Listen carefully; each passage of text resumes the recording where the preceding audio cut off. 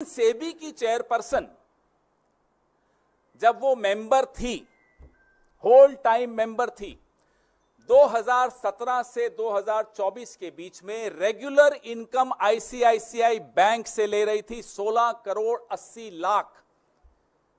और इसको 3 अलग अलग भागों में हमने आपको दिखाया कि तनख्वाह ले रही थी।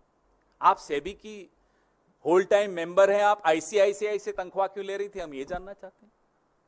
आईसीआईसीआई प्रूडेंशियल से ले रही थी, तो बैंक से ले रही हैं, प्रूडेंशियल से ले रही हैं। और ईसॉप, आप सब समझते हैं ईसॉप, और ईसॉप पे जो टीडीएस था वो भी आईसीआईसीआई ही दे रहा था।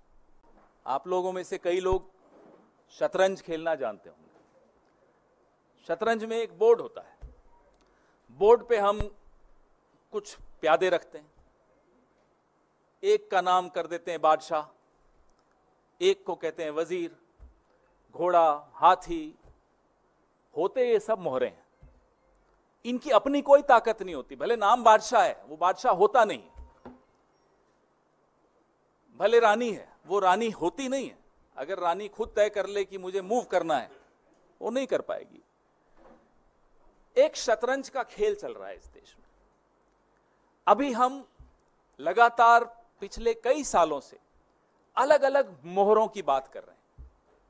खिलाड़ी कौन है, वहां तक अभी हम निर्णायक रूप से पहुंचे नहीं हैं।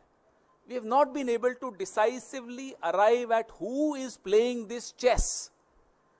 On the chessboard are different pawns. अलग अलग प्यादे हैं, अलग अलग मोहरे हैं। उनमें से एक मोहरे के विषय में आज हम आपके सामने आए हैं। सेबी की चेयरपर्सन माधवी बुच,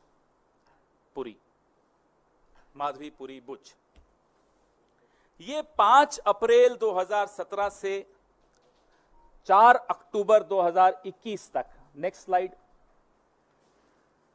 आप जैसा देख पा रहे हैं, ये मेंबर थी, whole time member of SEBI. और उसके बाद ये चेयरपर्सन बनी सेबी की 2 मार्च 2022 को। The dates are right there in front of you, the dates on which she was whole time member and the date on which she was appointed chairperson of SEBI. Very important dates. और SEBI एक regulator है। SEBI का role, जो उसकी भूमिका है, वो middle class, हम सब जो पैसा लगाते हैं मार्केट में, उस मार्केट को रेगुलेट करने की भूमिका SEBI की है, बहुत महत्वपूर्ण भूमिका है। और SEBI की चेयरपर्सन को कौन अपॉइंट करता है? सेबी की चेयरपर्सन को ये 2 महानुभाव आपके सामने हैं, अपॉइंटमेंट्स कमिटी ऑफ कैबिनेट, प्रधानमंत्री और हमारे देश के गृह मंत्री श्री अमित शाह। ये सेबी की चेयरपर्सन को अपॉइंट करने की जो एसीसी है, ये उसमें ये 2 सदस्य हैं, मतलब यही लोग अपॉइंट करते हैं। अभी तक हम लोगों ने, भले वो हिंडनबर्ग रिपोर्ट हो या और कई कॉन्फ्लिक्ट ऑफ इंटरेस्ट जो सेबी की जो भूमिका सेबी की चेयरपर्सन की रही है, उस पर हमने कई बार चर्चा की। जो सर्वोच्च न्यायालय द्वारा मॉनिटर्ड इंक्वायरी थी, इन्वेस्टिगेशन थी, हिंडनबर्ग रिपोर्ट पर, अडानी की कहानी पर, उस पर भी हमने चर्चा की। लेकिन इससे ऊपर, इससे कहीं हटकर, इससे कहीं भयानक भूमिका सेबी की चेयरपर्सन की मैं आपको बताना चाहूंगा। सबसे पहले मैं अपने साथियों को बोलूंगा, अगली स्लाइड पर आएं।